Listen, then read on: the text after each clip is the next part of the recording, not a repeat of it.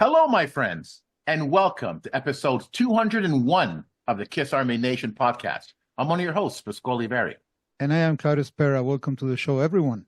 On this episode, we gathered the panel to debate and discuss our top 5 Kiss songs performed by other bands and or musicians. What will our picks be? Will it be the ones that rocked, the ones reimagined, or the ones completely reinvented? Actually, it begs the question, what makes a great Kiss cover? Let's find out. So, like the gathering of the elder, we have once again, as part of our beautiful troupe, the talents of Patrick de Montigny and the powerful and attractive Eric Brunet. Welcome back to the show, guys. Thanks for having us. So before we begin with the main topic, which is going to be really interesting, we have a loosely related warm-up question for everyone. So other than Kiss, Eric, I'm going to start with you. Other than Kiss, what is your all-time favorite cover song by an artist, by any artist, actually? And, I love, kicking off with you because you're into the music world and that you're promoting so many great bands here in Montreal, and you have a long knowledge of rock and roll and other genres. So, what would be your all-time favorite cover song? Well, I'll tell you, I thought about it quite a bit. There are two actually, just for purely nostalgic reasons. "Pretty Woman" by Van Halen. Mm-hmm. There's two reasons for that. The video that I'm familiar with is this live video that was actually taken, a lip sync performance, I think, from Italian television. And that's the one they showed on the CBC on Good Rockin' Tonight, small stage with crowd shots being interspersed. That was my introduction to Van Halen. At that point, I was already a huge Kiss fan, but I didn't know Van Halen. And when I saw that, I was like, I don't know, it's just the lyrics with David Lee Roth's persona. It just fit in so beautifully.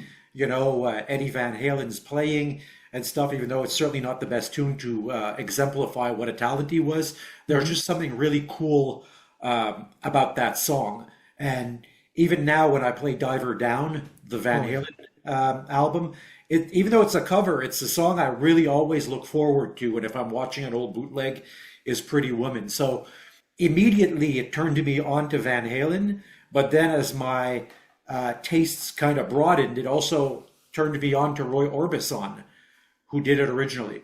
Now the other one, oddly enough, which I think is an incredible cover and actually surpasses the original, is this guy from Toronto called Lucas Rossi. And it's a cover of Adele's "Hello." Now, Lucas also is this kind of a sentimental favorite for me, because right when me and Jess were starting to date, I used to go see him play live at this small club in Montreal called Chez Remy. Okay.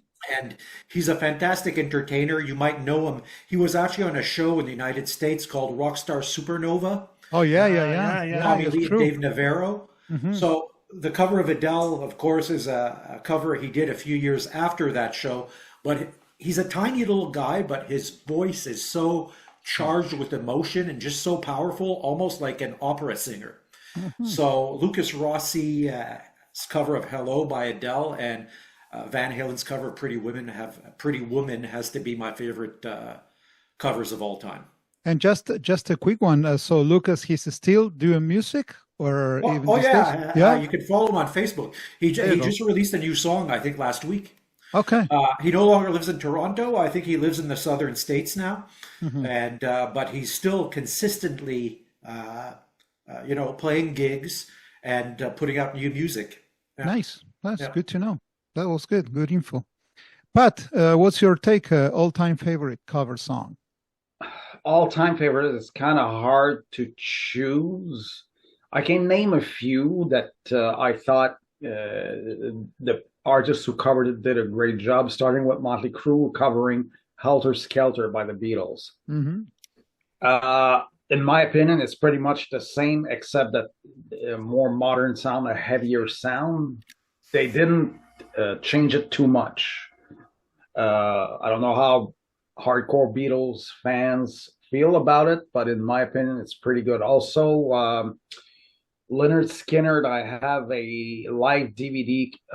They played a network opening for the Stones in '76. They did a cover of this song called "T for Texas." I Mhm. don't know the original song, but it's so groovy and so good that I thought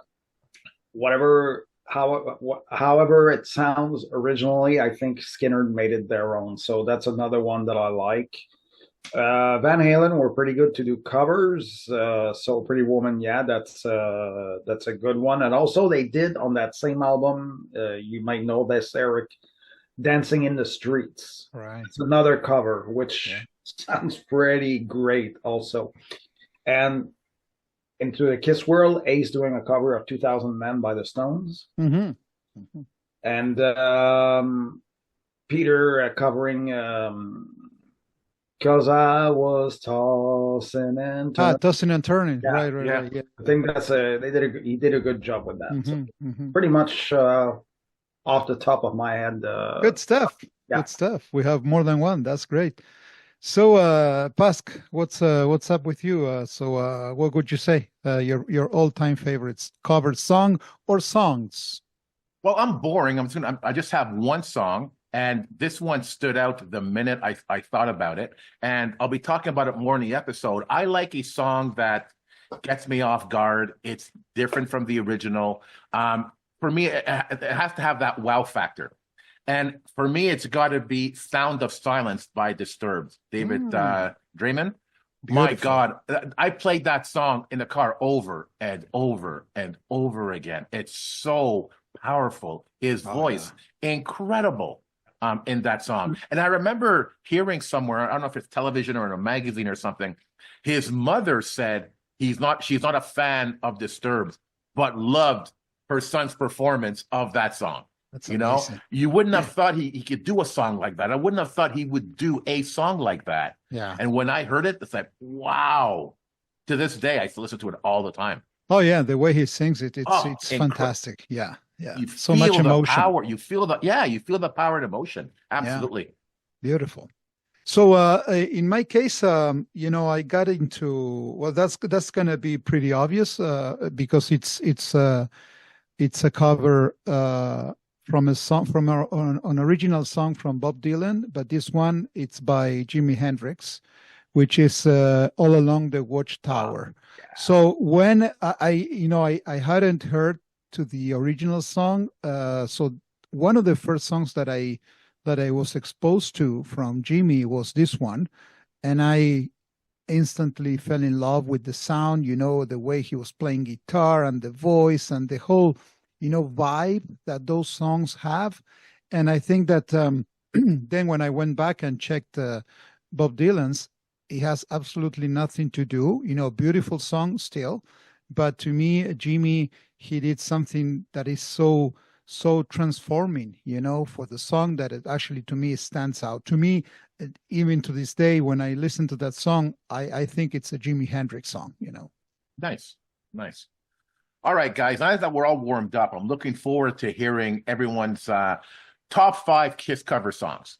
But before we do that, I want to go through a few questions in order to provide like a deeper context into why we chose the songs that we did. Okay. So the first question I think is obvious. So what makes a great Kiss cover for you? Is it the faithfulness to the original? Is it the fresh spin? Or is it something else completely different? Eric, we'll start with you. Well, I think it can be a bit of both. I think it can be the faithfulness, but I also think it can be the fresh spin. The only thing that kind of loses me is when the fresh spin is a little too extreme or out of my wheelhouse of what I actually listen to. Because even if you look at the official Kiss My Ass tribute album that came out in 1994, there was a wide variety of stuff on there. And most of those versions were not faithful to the original versions. You had Deuce that had Stevie Wonder on it, was a very different type of interpretation. You had Extreme doing a very funkified version of Strutter, and that worked for me. Those worked for me. Yoshiki doing the orchestral Black Diamond being someone who grew up with a bit of classical music, I loved that version of the Black Diamond, the orchestral. But then you also had like I can't remember, there was an alternative band. It was almost like a superstar alternative band that they did, um, calling Dr. Love. Yeah. And Yeah. that was just a little too left field for me. Actually, for a while, I dated someone who had actually put out a Kiss tribute album in Montreal called French Kissing. It actually came out around the same time as Kiss My Ass did, and in a lot of ways, I still maintain that that CD was in some ways superior to the Kiss My Ass CD because there are so many great versions on there. There was Talamasca, a goth band from Montreal, doing Man of a Thousand Faces. I think Matt Laurent did a blues version of Shock Me that was just amazing. But then there was stuff on there too. Like I remember there was a cover of Almost Human, which was like kind of like just very, very industrial with a lot of dissonance and screaming. And there's dissonance and screaming on the original too, but this was just taking it too far, where it was kind of offensive to the ear. So, the Donnas did a very, very faithful version of Strutter, and that's great. Yeah. But I also love Extreme's funkified version of Strutter, which is great Beautiful. also. Yeah. I used to collect these tribute albums. Some of them, had replay value. Some of them were one and done, like Death Kiss, where it's all death metal bands doing Kiss songs. I remember really liking the energy behind Rocket Ride, but the rest of the album was just not for me. So, a good cover really depends on the cover. Sometimes they say, hey, cool, I never thought of, listening it that way, or, perceiving it being performed that way, but that's really cool. Or, this is a really nice tribute to a great song. And it's very close to the original, but still it's a tribute and it's a homage to the original. Okay, good. Patrick? Okay, what makes a great Kiss cover? I think whether it's being faithful to the original or trying to go somewhere else, I think the real talent here is to make it their own. You take a cover song and you say, okay, here's how I think it should be played, and it's hit or miss. So Eric named pretty much all the ones that I thought were pretty well done. I really like Anthrax's She. It's one of my favorite versions ever. A little faster. So again, it's the ability to make the song your own when you make a cover. Whether, like, I go back to Ace doing this cover of 2000 Man. I'm a huge Stones fan, and I listened to their version, which is more psychedelic because it came out during the psychedelic era, and Ace is anything but psychedelic. It's just like, it's one of the harder songs on Dynasty. So he was able to do that. People think of that, or even Kiss when they played God Gave Rock and Roll to You. Most people don't know that this is a cover, but they were able to make it their own. So again, it's the ability to take something and make it your own and give it your signature. And if people like it and it becomes big, then mission accomplished. So yeah, you can try your hand at being different, or it's hit or miss. So you can never tell. All right. Claudio? Yeah, as I go back to what Eric was saying before. Sometimes, if you go too much to the extreme, you kind of lose, the grasp with the original song. So to me, what makes a great Kiss cover, or a cover in general, to me is if you can actually nail three specific indicators, like the transformative power of the song. It has to be fresh. It has to sound different to the original. The iconic status of the song, meaning that it has to be, to me, at the same level or maybe surpass the original song. And the third one, which to me it's extremely important, is it has to have some kind of emotional resonance. It has to connect with me. So even if musically the song is great and the cover is great, if I'm not able to connect with the song, to me it's not a great cover. So those to me would be the three like checks, that I have to put in the box there so that a song can become a great cover over an original. Well, okay, so I'm gonna jump on what Eric was saying about going to the extreme. I love hearing a good cover song. Guys did a fantastic job. It sounds like Kiss. It sounds fresh. But I like something. A little different. I like a fresh spin on the songs. So here's something. A string quartet tribute to Kiss. Every song has a string quartet to it. Totally different. Sounds amazing. I love it. I've listened to Kiss songs 1,000 times. I've never heard anything like this before. And this is the kind of thing that I enjoy. I'm not into country, bluegrass, Kiss My Grass, country versions of Kiss songs. Okay. So much fun. So much fun. And my ultimate favorite, and I don't know if many people know about this, good luck trying to find this. This is a Kiss dance CD. Oh, I And then remember seeing that. you know it, eh? So, and then she kissed me, a dance orgasm. It's basically 45 minutes long. It's basically one song after another after another. You could dance to this thing. It is amazing. I've heard it 1,000 times. This is the kind of stuff I love to listen to. You don't often hear it, stuff like this, but when you do, wow, But I've got to say also, like too extreme, I'm not into death metal. So death metal versions of a Kiss song, I can't handle, not because of how they did it. I'm sure they did a good job. I just can't stand that kind of music. So I do have limits. And there's other songs I'm going to show later on that's really off the wall. But for me, that's what it is. A totally fresh spin to that song. Okay. So now I'm thinking, so you're driving in your car, and if you want to sell Kiss to someone who likes dancing, so you put that one there and it's sold, right? I'm not ashamed to say it. I play that song. There's no CD players in cars now, but I play that CD in the car in the summer, windows down, and I blast that sucker. Dancing I'm your not way ashamed out. to say that. Okay, guys. So let's go to the next question. So are there any certain eras of Kiss that get covered more or better than others? Patrick, start with you. I don't know about eras, but I think you probably have the same songs that get covered. I Was Made for Loving You, Rock and Roll All Night, Detroit Rock City as well. I think it's the core songs that get covered. Hats off to anyone who tries something a little different. But I think it's the big songs. So Iran, not sure, but and of course, just think of Rock and Roll Night by I can't remember the Toad the Wet Sprocket. Yeah. Love that version.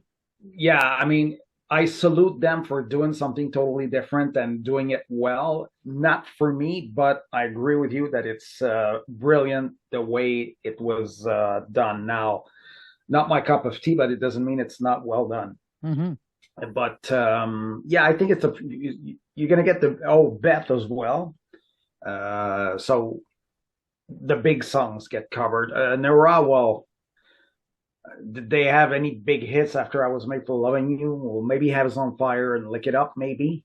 But aside from that, I'm not so sure. Okay. Eric, what do you think? Yeah, I think that with most things related to this band, that the classic era from like 74 to 79 is what gets covered the most, because that's basically the magical era and what people relate to the most, what people grew up with, what makes them warm and fuzzy with the nostalgia, and also, what has the most marketability. Everyone, knows a lot of those songs, whether, like Pat was saying, Detroit Rock City or Love Gun.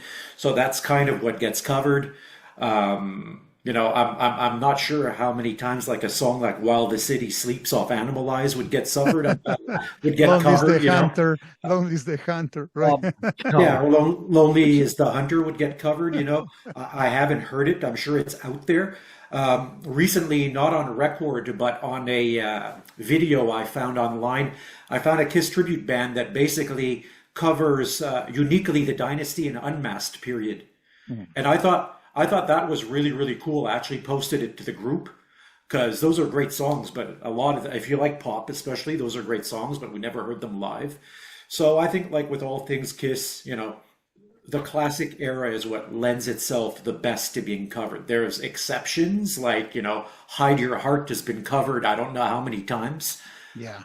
Even before it was released by Kiss, it's been covered by, I think, Molly Hatchet, Bonnie Tyler, Ace Frehley, and then finally Kiss did it. So for some reason, there's some sort of attachment to that song, but apart from that, it's the classic era. So let me kind of go a little bit deeper on this one. So is that your favorite era in terms of covers also, or you don't mind? So if you get something from the 80s, if it's well done, if it connects with you, you're okay, or you have a preference to go towards the 70s? Well, there's actually a couple of songs on my list that are from the 80s. So Okay. I'm open-minded. I mean, if it's good, it's good. And I mean, yes, now in hindsight, the golden era of Kiss is what appeals to me the most. But remember, I got into Kiss in 1978 when I was 5 years old.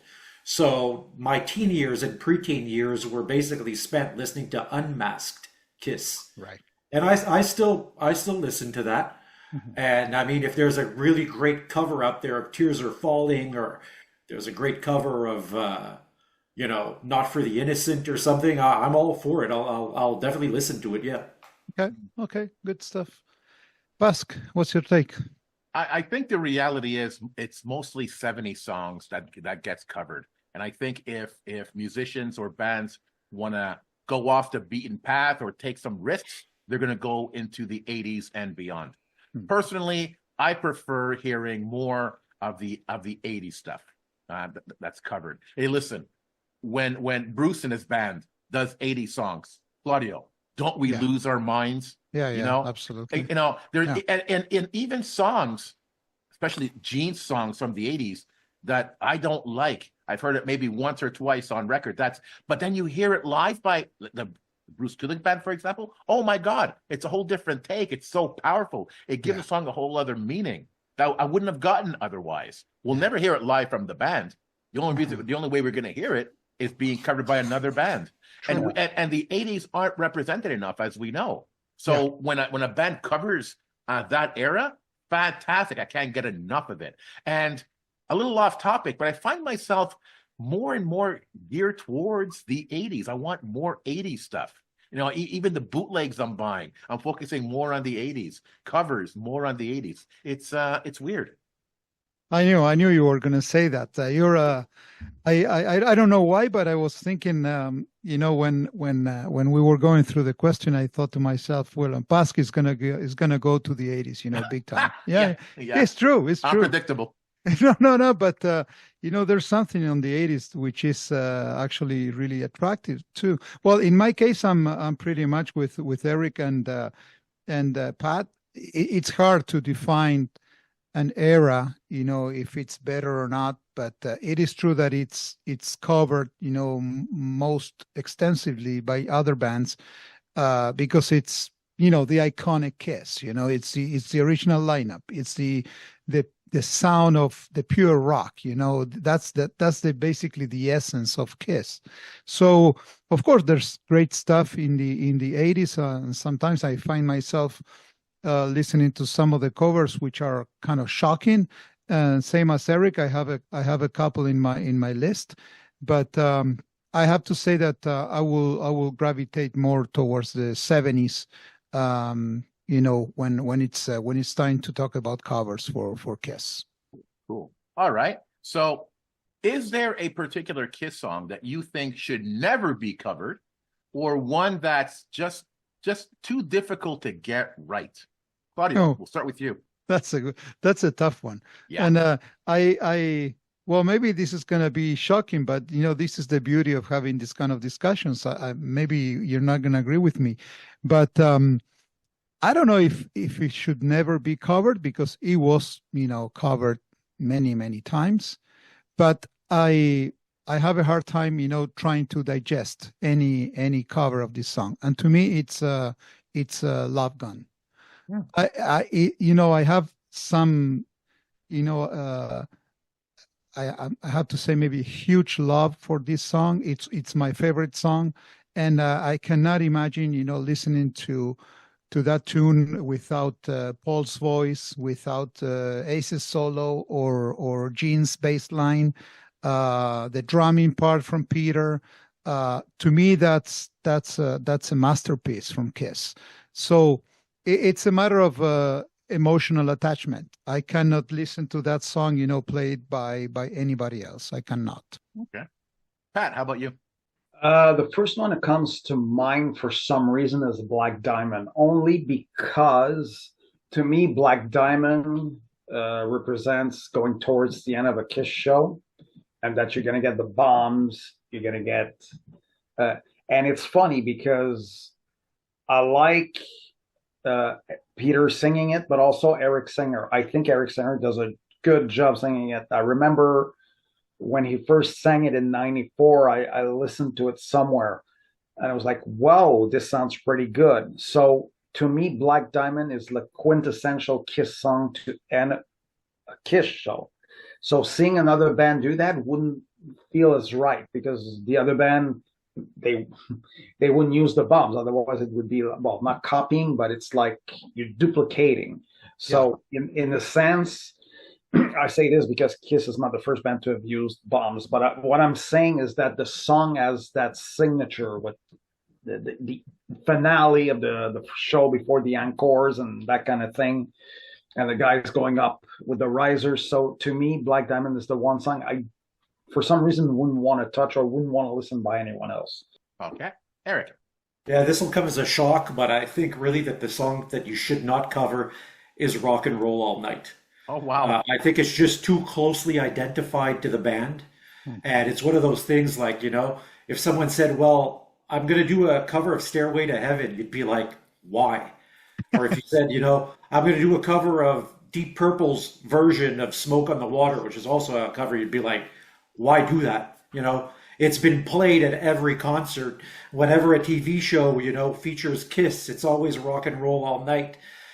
So many bands have covered it, and I think it's also like almost like a mental thing for me where I kind of recoil because one of the first Kiss covers I ever heard was Poison's cover of Rock and Roll All Night for a film called Less Than Zero, which was literally one of the most depressing films you could ever see in your life. It was with Robert Downey Jr., and it was about spiraling drug addiction. And not only did the film traumatize me because it was so depressing, but I did not like Poison's version.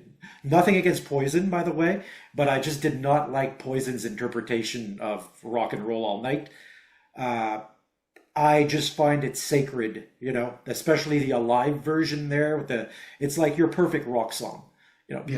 People will also cover stuff, like Walk This Way by Aerosmith, but really, why? There's so many other good songs, and if you turn on the radio, you're always going to hear Walk This Way. It's kind of too obvious for me. But I have something to say there, Eric. So let's say that you're playing a gig, in a bar, and you have a cover band, and I can assure you, man, that if you end up your set with Rock and Roll All Night, you will have everybody on their feet, and it's going to be a party. So that it depends what you want to do, right? I know that musically speaking, maybe it doesn't make too much sense, but for cover bands, it might be a no-brainer. I don't know. Oh yeah, and my friend and guitar teacher Rad Crasto, actually, who's a very accomplished musician in Montreal, has a band called Generation Rad, and every set they do a kick-ass version of "I Was Made for Loving You." Okay, and guaranteed, no matter what the venue is, whether it's Club Med or whether it's a bar in Vaudreuil or a bar in the West Island, that's the song that will elicit the biggest reaction. Explodes, I right? can I can attest that being in Yeah. that situation. So yeah, I'm not saying it's not going to get a good reaction. And I mean, it's kind of like when a few months ago I went to see Dwayne Dixon play, and he Mm. was taking requests. So I said Leonard Skinnerd. So of course he turned to me and he goes, "Oh, Freebird," and I said, "No, not necessarily Freebird, Not that one. but everyone assumes it's going to be Freebird." So I Of said he course. actually wound up doing Tuesday's Gone, Oh, which is one of my favorite Skinnerd songs. So, Mm. it's like you say, he's going to do a cover. Well, if he's going to do a Skinnerd cover, it's going to be Freebird. If it's Kiss, it's going to be Rock and Roll or All Night or I Right. Was Made for Love. If it's the Stones, it's going to be I Can't Get No Satisfaction. Right. So those songs are so closely tied, it almost defeats the purpose. Yeah. Yeah. Yeah. True. True. True. So for me, I think any Kiss song can and should be covered. Whether it's faithful to the song, it's a little bit off the beaten path. I think any song is great. One of my favorite songs to be covered is Detroit Rock City. I've made mixes of every single version of Detroit Rock City covered, and some of them sound the same, some of them sound different. I can't get enough of that song in any version. The song I don't want to hear covered. I've heard it covered before, obviously, and it's good. But for me, it's Hide Your Heart. Just because it's funny because Detroit Rock City is my first favorite all-time Kiss song. And I could hear that song over and over again, whether by Kiss or covered by multiple bands in one sitting.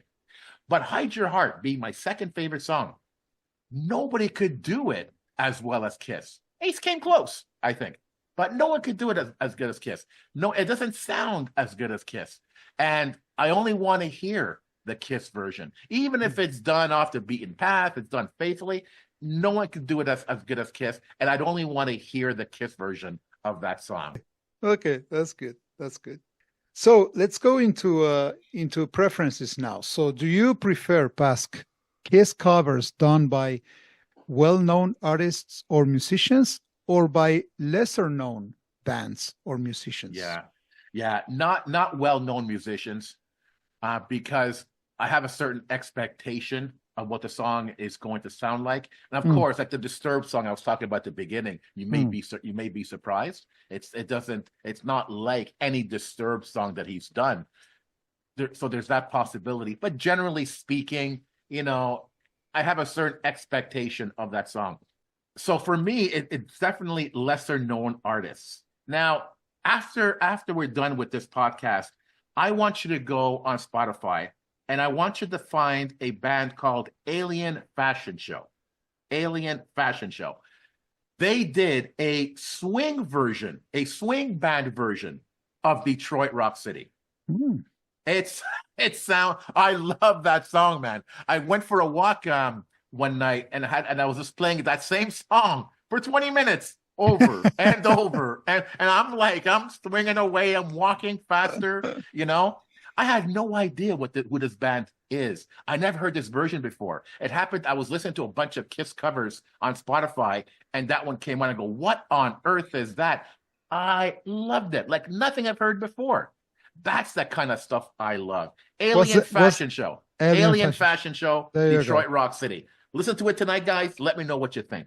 So freaking awesome. Nice. Awesome. Eric, what's your take on this one?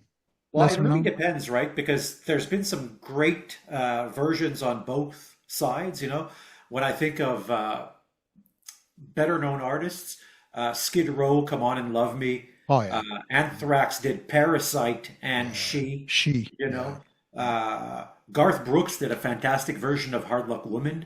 Yeah. So those are all great. But then you also find rare gems like one of the first Kiss tribute albums was Hard to Believe, which had Nirvana doing an absolutely atrocious version of Do You Love Me? Yes, sir. It sounded like a cross between a garage band and a cat being strangled at times. But there were other things on there like Coffin Break doing almost like a punk version of Beth. Mm-hmm. And I listened to that and I'm like, wow, that's really cool. That takes, that's innovative. I like that. So, and I mean, from there you discover a lot of bands as well. There was also an Ace Frehley tribute album called Spacewalk, and there were all sorts of people on there from Tracy Guns to John Norum from Europe doing Cold Gin, and Strange Ways. Yeah, I think so. Yeah. yeah, Yeah. exactly, yeah, and so I mean, whether it's a lesser known artist or it's a well known artist, it really depends on the version.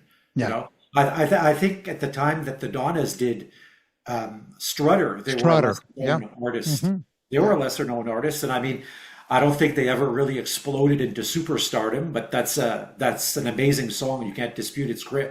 And I also found out, I haven't listened to it yet, but apparently they also covered "Speeding Back to My Baby." Okay. Okay.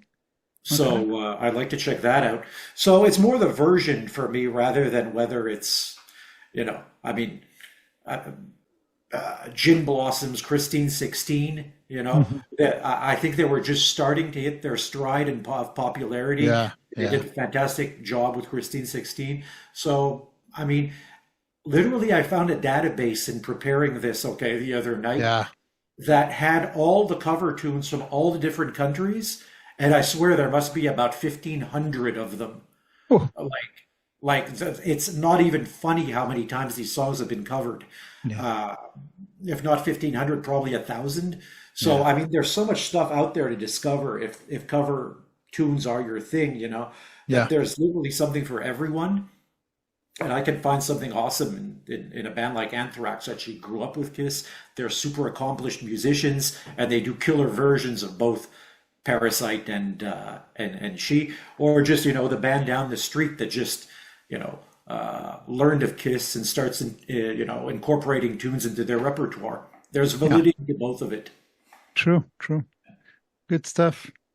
So, Pat, you lesser known or well known artist? To me, it doesn't make a difference. If I Okay. like what I hear, I'm gonna go wow. If I don't like it, even if it's a super known artist, if I don't like it, I'm going to be like, well, that's a miss. Like one that we don't have to like the same things, but that I can't stand is Extreme's version of Strutter. I mean, kudos for them for doing something that pretty much fits their sound, but for some reason, not for me. But that's okay. I prefer the Donna's version of Strutter. They're lesser. Hmm. I prefer their version, but You like Extreme? You like Extreme? yeah, they're good, but I don't like their version of Strutter. Yes, That song. Okay. Extreme's a very, very good band, actually, very talented. But Oh yeah. for some reason, that didn't do anything for me. Okay. But I do like Extreme nonetheless. Now, as far as lesser known ones, well, you got Dimebag's cover of Fractured Mirror on Spacewalk. Wow, I've always loved Fractured Mirror. I mean, that was one song that I thought was so ace that you can't touch it, but Dimebag proved me wrong because I listened to it and I went, wow, you did like a semi-metal version of it, and it's Hmm. amazing. So it's hit or miss. Again, it's all about hit or miss. It doesn't matter if the band is known or unknown. If they can make it sound good and innovative and make me go like this, mission accomplished. So it doesn't matter if it's lesser known or There you go. super. That's great. Well, I'm pretty much with you guys, but I noticed that I have a tendency of maybe doing a little bit more digging into lesser known musicians because I want to be like surprised. Sometimes when I go and check covers from well-known musicians or bands, I'm like biased. I know what the sound is gonna be. If you get something from Dave Grohl or if you get something from a grunge band, you know what you're getting. But sometimes when you listen to stuff from people that you don't know, there's always nice surprises there. So I don't know, Eric, if you had the chance to listen to the version from Melvin's, Going Blind. That's truly amazing, And there's, again, as you said before, there's metal bands, there's Death of Kiss, and there's also, I remember checking. There's on Spotify, there's a band who makes all Kiss songs in Beatle kind of style, Beatlesque kind of style, which is amazing. There's Babies for Kiss, which is all piano stuff. And there's one that I highly recommend. It's called Kiss and Makeup, and it's all covers sung by female, voices. It's truly amazing. You have no idea how the songs change, and they gave it a different twist, but really, really worth checking. More, Gene's songs that you cannot imagine being sung by a female, but there's great surprises there too. That sounds like what I want to listen to. Sounds Yeah, good. yeah, you're Sounds gonna good. love it. Yeah, cool. So I'm curious about the next one here. Have you ever heard a cover that made you appreciate the original Kiss version more?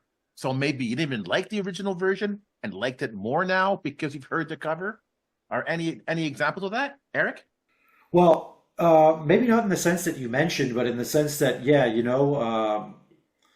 listening to like Skid Row's version of "Come On and Love Me," it's like, you're like, say, wow, this band is covering a song that was written so many years previous to their existence, but it still sounds fresh and it still sounds relevant to the music scene then, decades later. But I mean, pretty much every time I hear a Kiss song get covered, unless it's an atrocious version or something like you mentioned, like a death metal type version, which is not in my wheelhouse and I don't appreciate, it makes me appreciate the original more. I mean, whether it's for me the extreme version of Strutter or the Donna's version of Strutter. Even a few years ago, I hadn't been listening to Kiss for a few months, and I went to see a local band called Old Soul play a gig nearby here in St. Anne's, and they unexpectedly did a version of Strutter. And I'm listening, and especially in that case, it was a female singer, Loretta, and she can really, really sing, and that band is really, really great. And I was telling myself, wow, it's like, here are these kids, that were born like in the late 90s. They were like literally born after the reunion happened. And they're playing a song that was written in 1973 or 1973. And it sounds, relevant, and it sounds right up there with the rock and roll songs that are coming out today. And it really makes you realize, that a lot of people gave Kiss the short end of the stick because of the makeup in the show. Yeah. But, MTV Unplugged was a big step towards realizing, there was fantastic songcraft there. And every time you hear, a band covering a Kiss song, unless it's something like Secretly Cruel or Burn Bitch Burn, you're going to go, wow, that was really great songwriting. And why, a lot of people deny the fact that, Kiss in a lot of ways was almost like the second generation of the Beatles in a way, because they all had strong, identifiable personalities. They could write catchy songs. They didn't pioneer a genre like the Beatles did because they came a decade later. But still, I mean, they were so instrumental. They pioneered so much that other bands were inspired by, that leads bands now in 2025 and 2024, bands comprised of, 24-year-old kids, to dig back to a song written in 1973 and say, hey, let's give this a shot. This is a really cool song. Yeah. So it kind of like makes you want to raise the middle finger to the critics even more. And the people in high school that were telling you, Kiss sucks, you should be listening to U2 and you should be listening to Depeche Mode and stuff and whatnot, even though there's nothing wrong with those bands, So yeah, every time I hear a cover, I appreciate the original band more. Nice. Okay, Pat, how about you? I haven't heard how can I put this? I haven't heard a song that made me go, oh, I got to go back to the original. I mean, yeah, sure. I'm pretty much with you guys with death metal. I'm not a huge death metal person. Maybe musically, it's the voices sometimes that kills it for me. Never really happened to me that I went, oh my God, I got to re-listen to the original because this is so bad, or I didn't like that song by Kiss, but when I heard a cover, it was better. Not really. It's didn't really happen to me. I think I appreciated the Kiss. Well, if someone did a cover of My Way that would be better than the original, that could be a good contender because I hate that song. I'm sorry.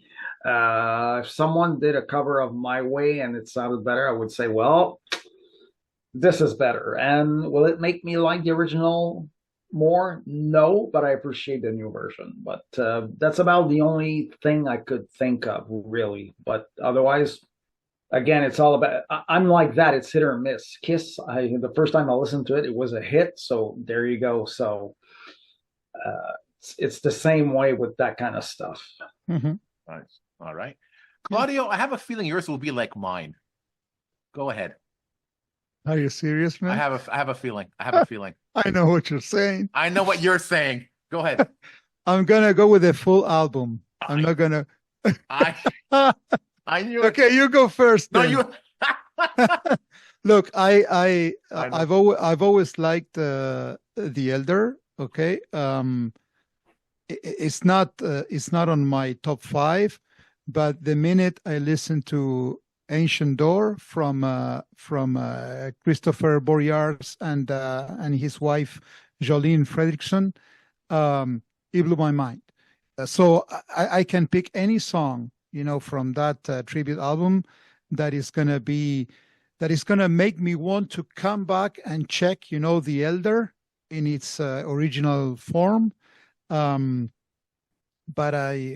the question was not if this cover album or song surpasses the original, but actually it gave me the kind of, I wanted to go back and listen to The Elder more because of this album. So were you with me, Pasc? 100%. Listen, I love The Elder. I love The Elder because of Ancient Door. Yeah. When I heard this, I have a much more deeper appreciation for The Elder. And Chris is going to hate when I say this, but I think it's better than the original by far. But this cover made me appreciate that album more. And what's funny is that I don't know if you guys bought Joey Quesada's book, Order of the Rose. It's Not basically yet. the story of the Elder as he imagines it. I'm getting a deeper appreciation for the Elder because of the book, because of the cover album. And I to be honest, Claudio, you go into the Elder more. I'm not going into the Elder more. I'm still going into Ancient Door more. Yeah, true. I still go into this more, but I have a deeper appreciation for the thinking behind the album. And it's making me think, and I said it before, that album was ahead of its time. It was not a Kiss album, but it's a good album. And what Kiss was trying to do, it just wasn't Kiss. But I think it took years for us to realize, but that was a really good idea. If they really worked through the story and followed up on it, it could have been really something special. It just wasn't that right time. I'm interested to see Eric, Pat. Did you guys have the chance to listen to Ancient Door? Not me personally. Not because I bought so many CDs that I haven't had the time to listen to, so I kind of slowed down a little bit. But it doesn't mean that I won't purchase it somewhere down the line. It's just that you buy stuff and you go, I listened to it twice. Like, how's the new Metallica? Yeah, no time. Yeah. So and I like to give something a fair listen. Mm-hmm. So, well, this is the type of album that you really have to sit down, and listen to it, because there's so much musicality in there, man. So it's much more elaborated actually than the Kiss album, So there's you, Eric. Did you have the chance to check that out? I have not. No. Is Okay. it? How recent is this? It's been 2-3 years now. 2 Pas? years, 2 years at least. Yeah. Okay. It's beautiful, Eric. Yeah. It's gonna blow your mind. I'll have to check it out. Yeah.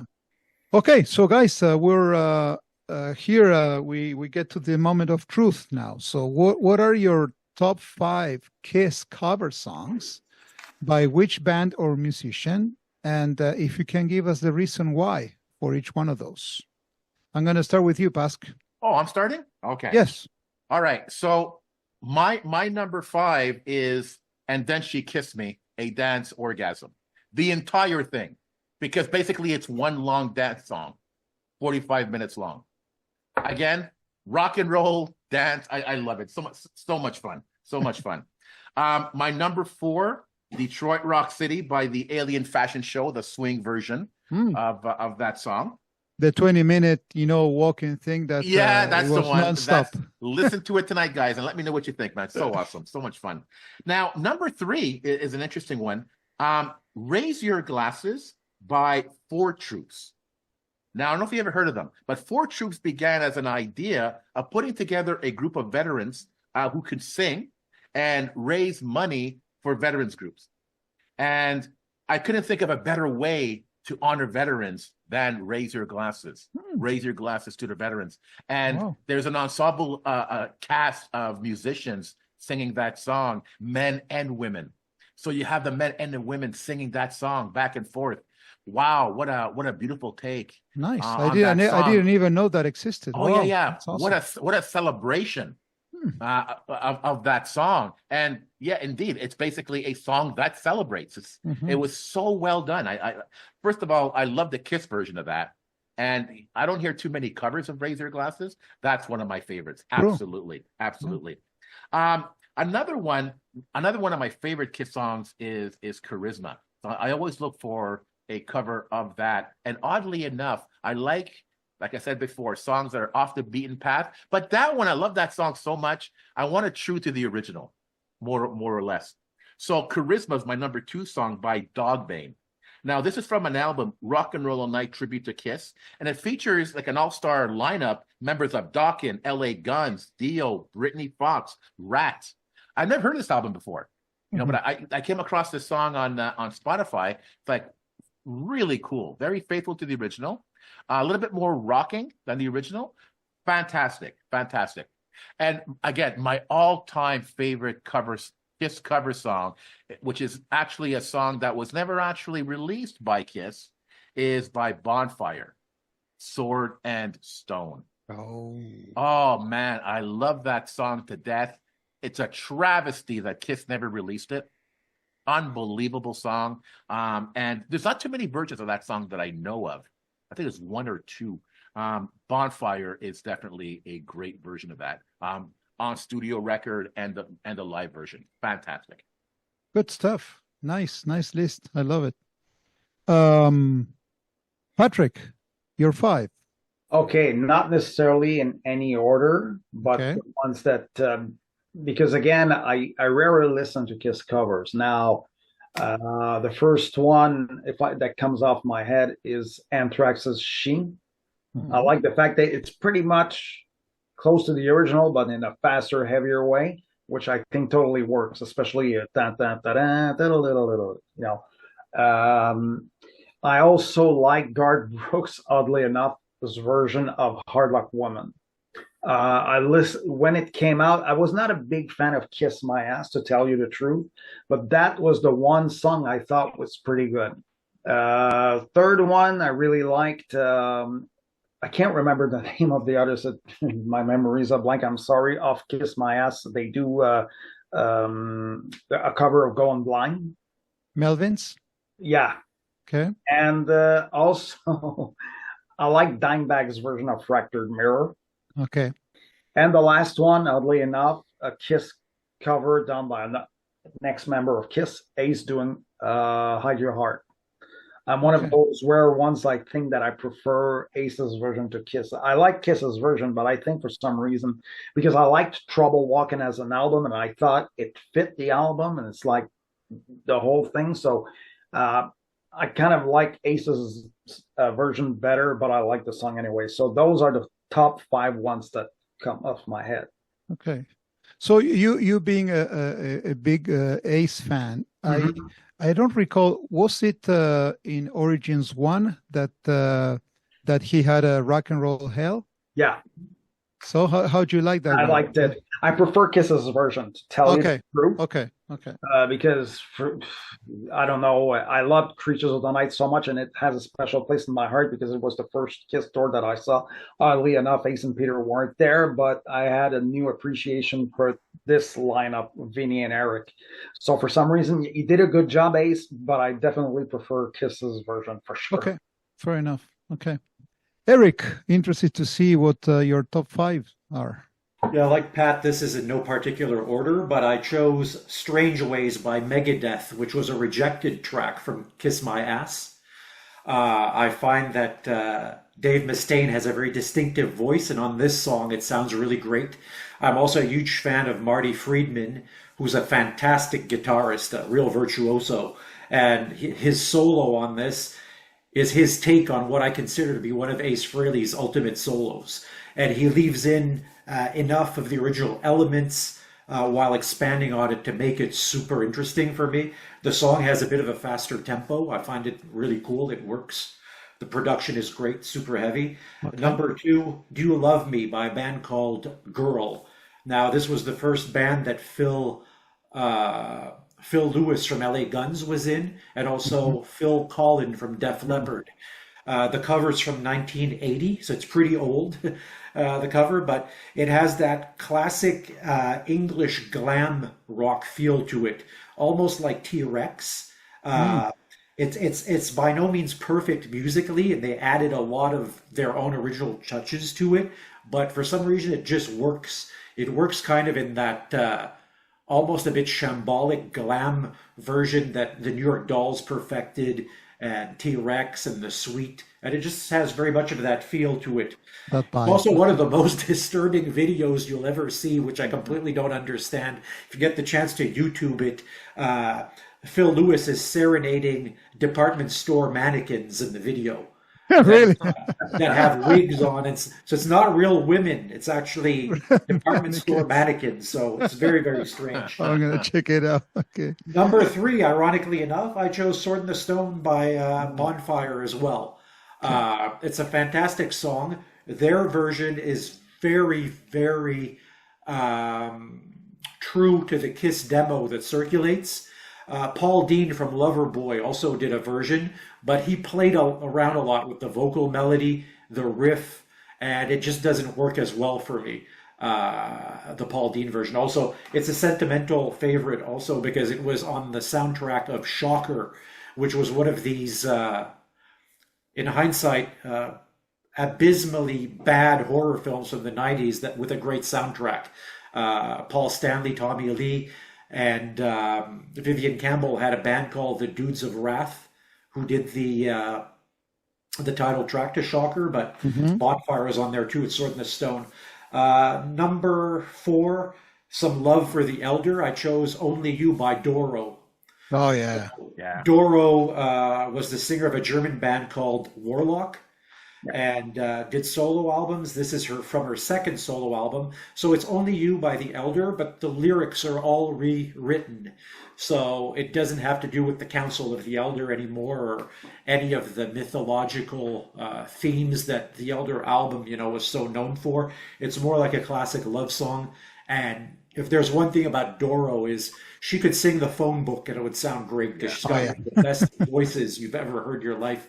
She also does a fantastic version of Wider Shade of Pale by Procol Harum, and it just gives me chills. Number five, I chose Hard Luck Woman, but Ron Young and Jeff Watson's version from Spacewalk. I love Ron Young. He was fantastic in Little Caesar. Ironically enough, they're a band that actually got famous off a cover. Their cover of Aretha Franklin's Chain of Fools. And on guitar on this track is Jeff Watson from Night Ranger, which is a band that I never really got into that much, but Jeff Watson and the guitar team for Night Ranger are absolutely phenomenal guitarists. So that's my five. Strange Ways, Do You Love Me, Sword in the Stone, Only You, and Hard Luck Woman. Love it. Love it. Great. So I'm going to wrap it up. I'm going to start off with, we're talking about covers, and, coincidentally, we have one tribute band, one of the best, I have to say, Mr. Speed.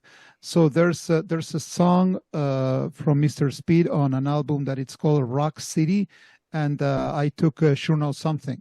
So the way Rick sings that song and the groove of the bass line and stuff, it's so Kiss that it's amazing. So Sure Know Something, number one, in no particular order for me too. I'm gonna go with Detroit Rock City. There's an album that it's called Gods of Thunder, a Norwegian tribute to Kiss. and this one is played by Ronnie Letrecro and Tony Harnell. I don't know those guys if they have a band or something, but this song fits perfectly on this album. Then I'm gonna come back and maybe connect the dots with what you guys said about the Donnas. So the lead singer of the Donnas, she's called Brett Anderson. Okay, so she sings Crazy Nights on this album that I told you before, Kiss and Makeup. Go and check it out.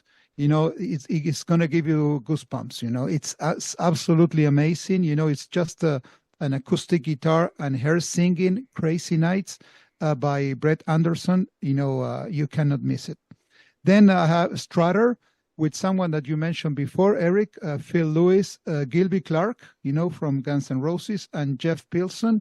And this comes from an album that is called Pure Fire. It's well known in the Kiss domain. Pure Fire, the ultimate Kiss tribute. And the last one that I have, and now I realize it's all Paul songs. It's that's interesting. I Stole Your Love from Halloween.